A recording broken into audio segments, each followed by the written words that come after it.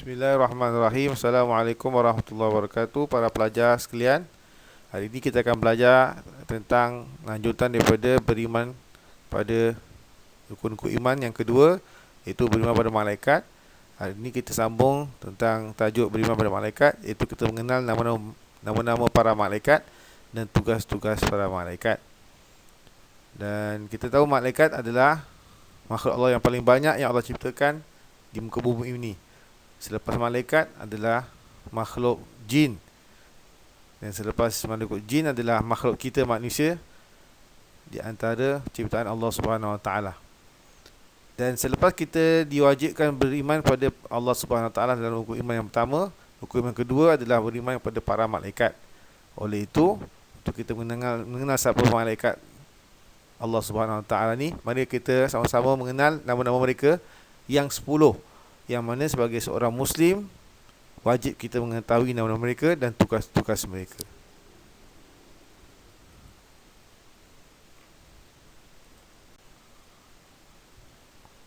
Malaikat yang pertama yang wajib kita beriman dan ketahui adalah Malaikat Jibril alaihissalam. Malaikat Jibril alaihissalam ialah ketua dan pemimpin para malaikat yang ditugaskan menyampaikan wahyu dan mengajarkannya kepada para nabi dan rasul. Malaikat Jibril alaihissalam telah menyampaikan wahyu sejak dari awal utusan nabi dan rasul selepas Nabi Adam, iaitu mulai Nabi Nuh alaihissalam sampai kepada nabi kita Nabi Muhammad sallallahu alaihi wasallam. Malaikat Jibril alaihissalam menyampaikan wahyu kepada semua para nabi dan rasul supaya nabi dan rasul dapat menyampaikan kepada sekalian kaum dan umatnya untuk mentauhidkan diri kepada Allah Subhanahu Wa Taala. Malaikat Jibril ini adalah mempunyai beberapa nama, antaranya dipanggil Ar-Ruhul Amin, dia dipanggil An-Namus pada zaman ketika Rasulullah mendapat pelantikan sebagai Nabi oleh sepupu isteri Rasulullah, iaitu Waraqah bin Naufal, memanggil nama Malaikat Jibril dengan nama Namus selain pada Ar-Ruhul Amin. Dan Malaikat Jibril ini juga pada setiap bulan Ramadan di malam Lailatul Qadar, 10 hari terakhir di bulan Ramadan, satu malam yang dinamakan malam Lailatul Qadar, Malaikat Jibril akan membawa para malaikat seluruhnya untuk mencari mana-mana hamba-hamba Allah yang sedang beribadah di malam Lailatul Qadar agar memberi ucap selamat dan salam dan mendapatkan pahala beribadah seolah-olah lebih daripada 1000 bulan lamanya.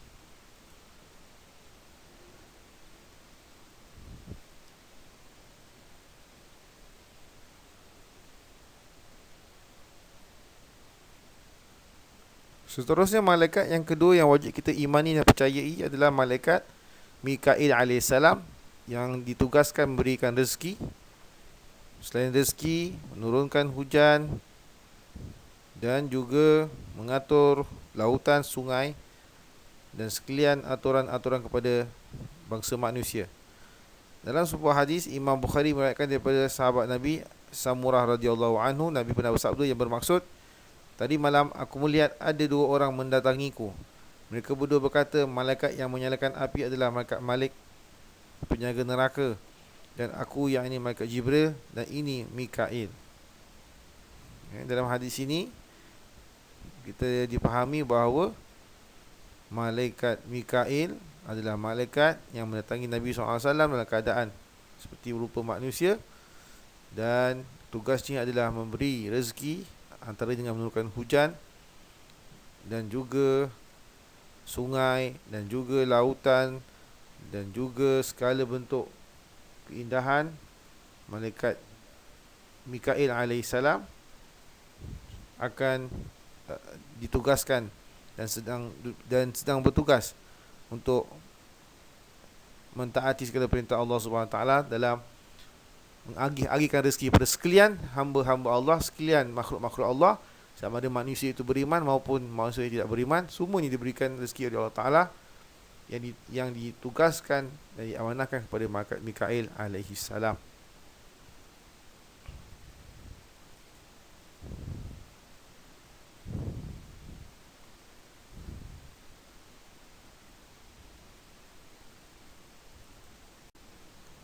Seterusnya, malaikat yang ketiga yang wajib kita imani dan percaya adalah malaikat Israfil. Malaikat Israfil ni adalah malaikat yang belum lagi menunaikan tugasnya, sedang menunggu arahan dan perintah dari Allah Ta'ala. Apa arahan dan perintah Allah? Iaitu meniup sangkakala seperti trompet pada hari kiamat nanti, atau dekat dengan hari kiamat, yang mana tiupan yang pertama, malaikat Israfil akan membuat semua makhluk-makhluk yang hidup akan mati, kecuali makhluk-makhluk yang dikehendaki oleh Allah Subhanahu Wa Taala. Semuanya akan mati kecuali yang dikehendaki Allah Taala hidup sementara. Dan dia akan tiup pada tiupan yang kedua, malaikat Israfil ini yang membuat semua makhluk-makhluk yang dah mati tadi semua akan bangkit semula daripada alam kubur mereka, kembali bangkit kepada alam dipanggil alam ba'as, kebangkitan, dan berjalan menuju ke padang mahsyar untuk mengadili di mahkamah Allah Subhanahu Wa Taala. Jadi malaikat Israfil ini adalah malaikat yang sedang menunggu arahan dari Allah Taala, yang mana akan meniup 2 kali tiupan. Tiupan pertama saya ulangi tadi, iaitu semua makhluk Allah Ta'ala akan binasa kecuali yang tertentu. Dan yang tiupan kedua, semua makhluk yang mati dan binasa tadi akan bangkit bangun, termasuk kita, manusia, jin, syaitan dan malaikat-malaikat lain, semua akan meninggal. Malaikat Israfil ni pun akan meninggal selepas dia tiup. Sangkakala yang pertama dia akan meninggal, dan Allah Ta'ala akan hidupkan dia balik untuk dia tiup pada sangkakala yang kedua. Semua malaikat, semua jin, syaitan, manusia, haiwan akan mati. Dan yang kedua yang akan dibangkitkan nanti adalah malaikat, manusia dan jin yang akan dihadapkan di mahkamah Allah Subhanahu Taala di hari kiamat nanti. Allah Ta'ala berfirman dalam surah Az-Zumar ayat 68 yang bermaksud, dan ditiuplah sangkakala, maka matilah sesiapa yang ada di langit dan sesiapa yang ada di bumi, kecuali sesiapa yang dikehendaki Allah. Kemudian ditiup sangkakala itu sekali lagi, maka tiba-tiba mereka yang telah mati itu berdiri bangun menunggu keputusan masing-masing di mahkamah Allah Subhanahu Taala. Surah Az-Zumar ayat 68. Malaikat yang keempat seterusnya adalah malaikat Israel alaihi salam. Malaikat Israel adalah ketua malaikat yang ditugaskan dan diamanahkan Allah untuk mencabut nyawa semua makhluk-makhluk Allah yang ada nyawa, seperti kita manusia, jin, tumbuh-tumbuhan, ikan-ikan di lautan, haiwan-haiwan di daratan maupun di udara. Semuanya akan dicabut oleh malaikat Israel AS bila telah sampai ajal dan kematian mereka. Allah Taala berfirman dalam surah Al-Quran, fa idza jaa ajaluhum la yastakhiruna sa'atan wa la yastaqdimun. Apabila telah datang ajal mereka, maka malaikat maut tidak akan melambatkan sedikit ataupun mempercepatkannya walaupun sesaat sekalipun. Jadi malaikat Israel ini, para pelajar sekalian, juga dipanggil malaikat maut, malaikat yang mencabut nyawa, malaikat maut atau malaikat Israel ini, apabila dia datang nak mencabut nyawa seseorang manusia yang beriman, yang beramal soleh, yang berakhlak mulia, dia akan cabut nyawa tu dengan cara lembut dan tidak terlalu kasar dan tidak terlalu keras. Adapun sebaliknya, kalau malaikat maut ini mendatangi manusia yang tidak beriman, manusia yang bermaksiat, manusia yang munafik, manusia yang melakukan dosa-dosa yang banyak, tak bertaubat pada Allah Ta'ala, tidak melakukan perintah Allah Ta'ala, maka dicabut nyawa mereka dengan sangat keras dan akan merasa sangat pedih. Kata Nabi, pedihnya lebih pedih daripada tusukan pedang 70 kali ganda. Oleh itu marilah sama-sama kita mohon pada Allah Ta'ala agar kita mati dalam keadaan husnul khatimah, iaitu penghabisan riwayat hidup dengan baik, bukan su'ul khatimah, iaitu bukan penghabisan hidup kita yang buruk. Allah Ta'ala berfirman dalam surah As-Sajdah ayat 11, maksudnya katakanlah malaikat maut yang diserahi atau yang diwakilkan untuk mencabut nyawa kamu akan mematikan kamu. Kemudian hanya kepada Tuhanmu lah kamu akan dikembalikan. Inilah dia malaikat Israel atau panggilan yang terkenal dengan malaikat maut. Malaikat seterusnya yang kelima iaitu malaikat Malik alaihissalam. Malaikat Malik adalah malaikat ditugaskan sebagai ketua penjaga neraka-neraka Allah. Dan kita tahu neraka Allah mempunyai 7 buah tingkatan. Daripada tingkat 1 sampai tingkat 7. Ya. Yang paling bawah adalah neraka Jahannam yang kita biasa ketahui dan nama-nama neraka yang lain. Dan penghuni neraka di dalamnya adalah di kalangan jin dan manusia. Kenapa? Sebab manusia dan jin lah yang banyak buat dosa dan banyak buat maksiat, banyak buat salah. Ya, Allah Ta'ala firman dalam Al-Quran, surah Al-Baqarah, yang bermaksud aku ciptakan neraka, di dalamnya adalah ada jin dan ada manusia yang disisakan oleh Allah Ta'ala disebabkan mereka kufur dan ingkar dengan perintah Allah Ta'ala. Dan surah Al-Tahrim ayat 6 Allah juga berfirman yang bermaksud, wahai orang beriman, peliharalah dirimu dan keluargamu daripada azab api neraka, yang mana bahan bakar api neraka adalah manusia dan batu bata. Penjaganya iaitu malaikat antaranya adalah yang kasar-kasar perangainya dan keras dan tidak mendurhakai perintah Allah terhadap apa yang diperintahkan kepada mereka dan selalu mengerjakan apa yang diperintahkan oleh mereka oleh Allah Subhanahu Wa Taala. Jadi tuan-tuan dan para pelajar, ya, inilah malaikat yang menjaga neraka Allah Taala. Ada 7 buah tingkatan. Yang kita kenal dengan yang terkenal ada namanya neraka Jahannam, neraka Jahim, neraka Wail dan sebagainya, neraka Hawiyah dan sebagainya. Jadi semua neraka-neraka ni adalah tempat yang tidak, seburuk-buruk tempat. Wabi'sal masih, Allah Ta'ala sebut dalam Quran, seburuk-buruk tempat penghabisan. Dan kita tahu orang yang beriman tapi melakukan maksiat akan masuk juga dalam syurga Allah Ta'ala selepas disiksa dalam neraka, walaupun lama di dalam neraka. Tapi sebab dalam diri dia ada kalimah la ilaha illallah Muhammadur Rasulullah, orang beriman ni walaupun disiksa dalam neraka dulu, lama kelamaan akan masuk ke syurga, selepas dosa-dosanya dalam neraka diampunkan dan disucikan oleh Allah Ta'ala. Adapun orang yang tak beriman, orang kafir dan orang munafik, mereka akan kekal dalam neraka khalidina fiha abada, kekal selama-lama dalam neraka Allah Ta'ala. Na'udzubillah min zalik. Jadi kita para pelajar, inilah malaikat Malik yang menjaga neraka. Kita mohon kepada Allah Ta'ala agar kita selamat daripada azab api neraka. Rabbana atina fid dunya hasanah fil akhirati hasanah wa qina azabannar. Seterusnya, malaikat yang keenam yang wajib kita percaya dalam rukun iman kepada para malaikat adalah malaikat Ridwan alaihi salam. Malaikat Ridwan ditugaskan menjaga syurga-syurga Allah.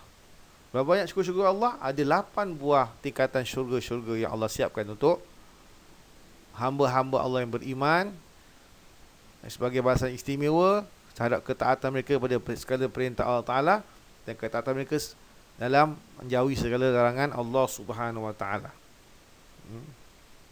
Allah berfirman dalam Quran surah Al-Baqarah ayat 82, walladzina amanu wa amilus salihati ulaika ashabul jannah hum fiha khalidun, yang bermaksud wahai dan orang-orang yang beriman serta beramal saleh adalah penghuni syurga, mereka kekal di dalamnya selama-lamanya.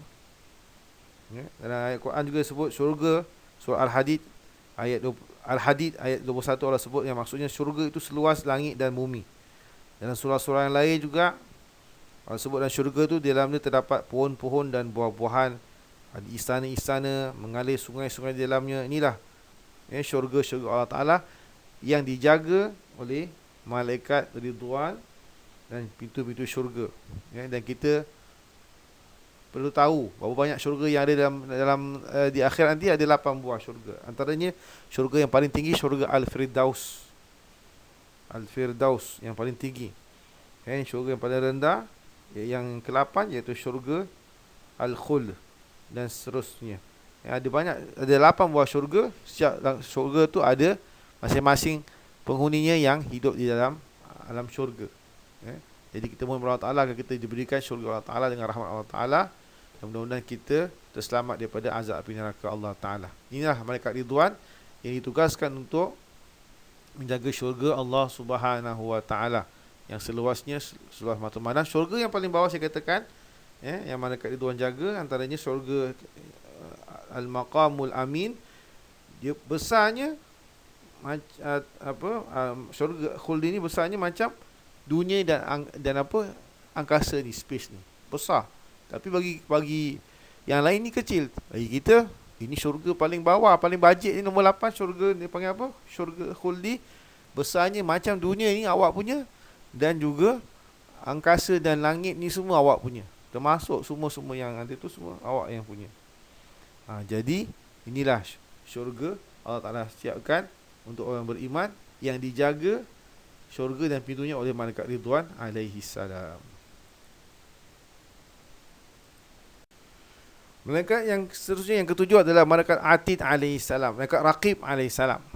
Ya, para pelajar sekalian, malaikat Raqib adalah malaikat yang ada di sebelah kanan kita, di sebelah bahu kanan kita.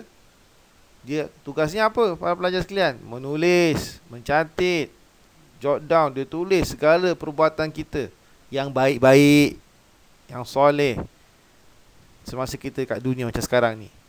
Pelajar semayang, pelajar sedang semayang, zikir, tolong ibu bapa, dengar cakap ibu bapa, dengar cakap guru, hormat orang-orang tua, jaga aurat, dan tidak besar cari rezeki yang halal. Semua yang baik-baik, tulis yang baik-baik, catat yang baik-baik. Kita hantar SMS yang baik-baik, kita hantar WhatsApp yang baik-baik. Kita tak pernah cakap yang buruk-buruk. Malaikat Raqib ni dia akan sentiasa tu tulis yang baik-baik dalam amalan, dalam buku amalan kita. Nanti dia akan kasih kita di hari kiamat nanti, malaikat Atid ni. Apa yang kita cakap, apa yang kita buat, dia akan tulis dan dia akan berikan. Jadi malaikat Raqib dan Atid ni Allah ada sebut dalam Quran, iaitu dalam surah Qaf ayat 16 dan 17. Allah sebut, walaqad khalaqnal insana wa na'lamu ma tuwaswisu bihi nafsuh wa nahnu aqrabu ilaihi min hablil warid iz yatalaqqal mutalaqqiyani 'anil yamini wa 'anil shimali qa'id. Dan bermaksud, dan sesungguhnya kami, yakni Allah, telah menciptakan manusia, dan kami mengetahui apa yang dibisikkan oleh hati manusia, dan kami lebih dekat kepadanya, kepada manusia itu, daripada ulat lehernya sendiri. Iaitu ketika dua malaikat, iaitu Raqib dan Atid, mencatat amal perbuatan manusia. Satu duduk di sebelah kanan, satu lagi malaikat duduk di sebelah kiri. Maka yang sebelah kanan tu malaikat apa? Malaikat Raqib. Dan Quran surah apa? Surah Qaf juga. Ni. Ma yalfizu min qawlin illa ladaihi raqibun atid. Ayat yang ke-18. Dia ada satu pun yang dicakapkan, yang dilafazkan oleh manusia, melainkan malaikat Raqib dan Atid ni akan tulis. Jadi jaga-jaga para pelajar. Kita kat dunia ni bukan hidup seorang. Kita ada malaikat yang menjaga, yang apa, mencatat segala ucapan-ucapan kita. Jadi Nabi kata, yang ada sebuah hadis sahih, barang siapa beriman kepada Allah Ta'ala di hari akhirat, hendaklah dia berkata yang benar, berkata yang baik, atau didiam saja. Jangan sembarang-sembarang cakap. Sebab ada malaikat Raqib ni akan tulis. Sekalian, mudah-mudahan kita dapat menambahkan iman kita kepada Allah Ta'ala. Nak cakap, nak buat sesuatu, hati-hati, ada malaikat yang akan tulis segala amalan kita.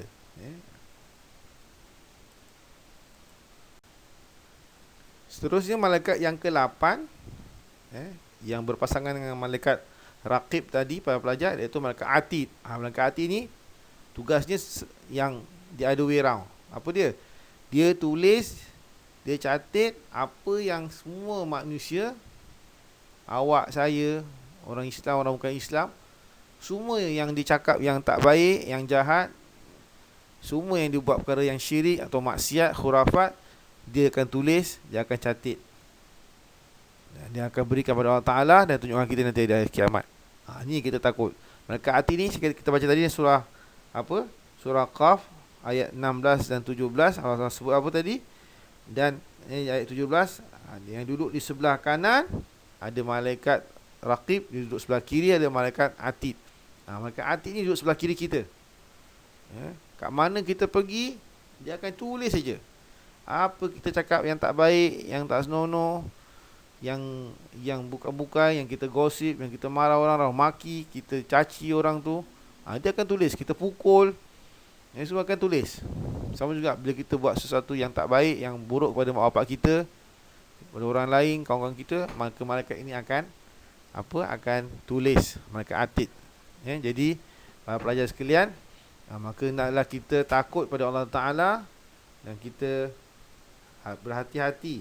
Jangan buat sesuatu ataupun jangan cakap sesuatu yang boleh mendatangkan kemurkaan Allah Ta'ala sampai malaikat atid ni tulis. Cuma tuan-tuan, malaikat atid ni atau malaikat raqib tadi, raqib dan atid, dengan izin Allah Ta'ala akan tulis bila kita buat suatu perkara yang baik atau yang tak baik. Yang raqib tu bila kita buat yang baik, ditulis. Tapi bila kita dalam hati kita nak buat sesuatu yang baik, belum buat, malaikat raqib dah tulis. Adapun malaikat atid ni, kalau dalam hati kita nak buat sesuatu yang tak baik, yang buruk, yang jahat, yang maksiat, ada niat, intention nak buat sesuatu yang tak bagus, malaikat atid ni Allah tak kasi tulis dulu. Jangan tulis dulu dosa dia. Bila dia buat satu dosa, baru tulis. Ini dia rahmat Allah Ta'ala, pelajar sekalian. Dosa kita ada niat yang nak buat, tapi belum tulis lagi dosa. Bila kita buat, kita implement, baru dosa kita ditulis oleh malaikat atid. Itu rahmat Allah Ta'ala, kasih Allah Ta'ala pada kita. Kita buat baik, dari niat dah dapat pahala, buat lagi dapat pahala. Tapi yang malaikat atid ni ada niat nak buat jahat, buat buruk, buat maksiat, belum tulis dosa. Bila buat, baru tulis dosa. Itu dia rahmat Allah Ta'ala kepada hamba-hambanya. Seterusnya malaikat yang ke-9 yang ke-10 adalah malaikat Munkar dan malaikat Nakir alaihi wassalam. Kedua malaikat ini adalah kita panggil malaikat kubur, malaikat di alam kubur atau dipanggil alam barzakh. Kedua malaikat ini Munkar dan Nakir, satu berwarna hitam, satu berwarna biru. Seperti yang Nabi sebut dalam sebuah hadis riwayat Imam Tirmizi, yang maksudnya apabila mayat antara kamu dimasukkan ke dalam kubur, maka datanglah kepadanya dua malaikat yang berwarna hitam dan biru. Salah satu bernama Munkar, satu yang nama malaikat Nakir. Jadi dua malaikat akan tanya kita para pelajar bila kita mati. Semua manusia, Islam maupun yang bukan Islam, bila masuk kubur, bila mati, dia akan ditanyakan oleh kedua malaikat ini. Apa yang ditanya? Dia akan tanya tentang perihal ketuhanan. Siapa Tuhan kamu? Perihal kenabian, siapa Nabi kamu? Perihal ataupun hal-hal yang lain. Kata Rasulullah dalam sebuah hadis, katanya yang bermaksud kedua malaikat Munkar Nakir akan bertanya kepada setiap ahli kubur dengan bahasa yang bersakutan. Maknanya bahasa yang kita faham lah. Kalau kita orang Melayu, bahasa Melayu. Kalau kita faham English lah. Faham bahasa Cina lah. Kedua malaikat akan bertanya, siapa Tuhan kamu? Apa agama kamu? Dia tanya. Yang ketiga, siapa Nabi kamu? Apa kiblat kamu? Siapa saudara mara kamu di dunia dulu? Dan apa imam kamu atau panduan hidup kamu siapa? Dan apa jalan hidup kamu? Dan apa amal-amal kamu, perbuatan kamu? Ini semua soalan kedua malaikat akan tanya. Yang akan jawab para pelajar nanti bukan kita yang dah meninggal, bukan roh kita pun. Roh kita akan kembali didudukkan oleh dua malaikat. Yang jawab siapa? Amalan-amalan baik kita, amalan-amalan soleh kita. Semayang kita jawab, solat sunat kita jawab, puasa fardu Ramadan kita jawab, puasa sunat kita jawab.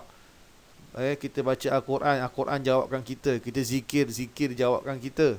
Kita buat umrah haji jawabkan kita.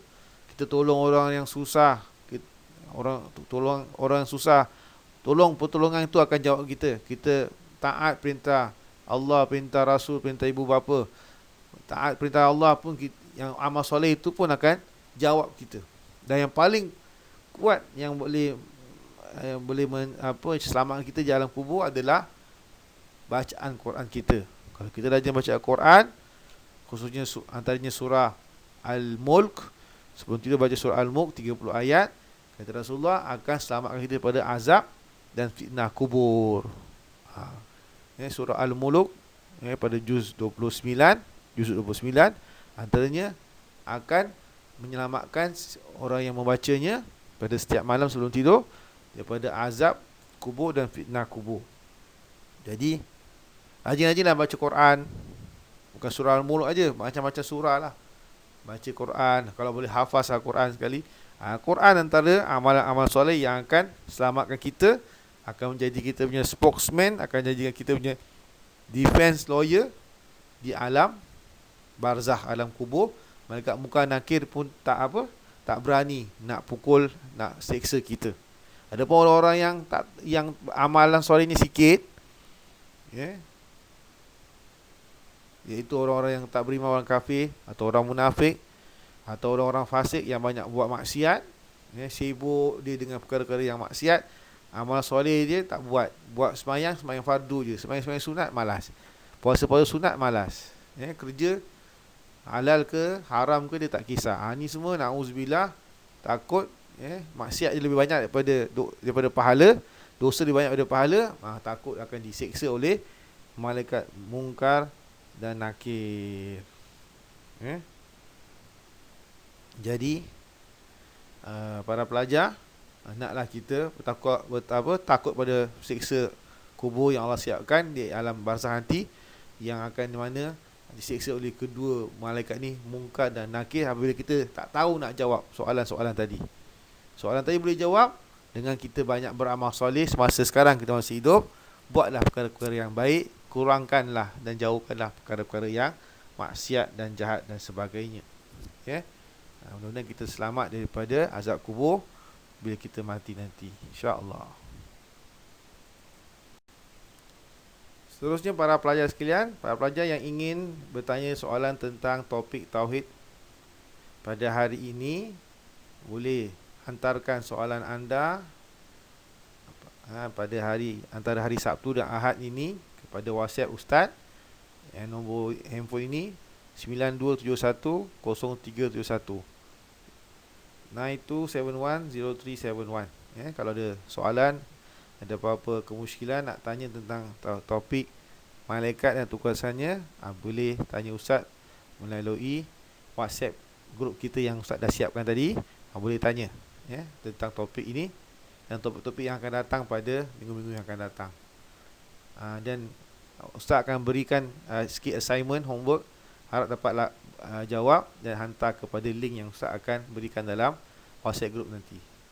Para pelajar sekalian, mudah-mudahan dapat faham apa yang Ustaz ajarkan tentang topik, iaitu nama-nama malaikat yang 10 dan tugasan-tugasan mereka yang Allah Ta'ala telah amanahkan kepada ke-10 malaikat yang lain. Mudah-mudahan kita dapat memahaminya. Kalau ada soalan yang tak faham, boleh tanya Ustaz. Sekian, mudah-mudahan kita dapat menambahkan iman kita pada Allah Ta'ala. Dan pada pelajar sekalian, harap dapat